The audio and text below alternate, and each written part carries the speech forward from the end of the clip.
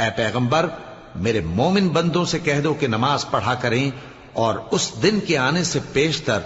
جس میں نہ اعمال کا سودا ہوگا اور نہ دوستی کام آئے گی، ہمارے دیے ہوئے مال میں سے پوشیدہ اور علانیہ خرچ کرتے رہیں۔ اللہ ہی تو ہے جس نے آسمانوں اور زمین کو پیدا کیا اور آسمان سے مے برسایا، پھر اس سے تمہارے کھانے کے لیے پھل پیدا کیے اور کشتیوں اور جہازوں کو تمہارے زیر فرمان کیا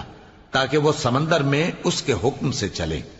اور نہروں کو بھی تمہارے زیر فرمان کیا، اور سورج اور چاند کو تمہارے لیے کام میں لگا دیا کہ دونوں دن رات ایک ڈگر پر چل رہے ہیں، اور رات اور دن کو بھی تمہاری خاطر کام میں لگا دیا، اور جو کچھ تم نے مانگا سب میں سے تم کو عنایت کیا، اور اگر اللہ کے احسان گننے لگو تو شمار نہ کر سکو، مگر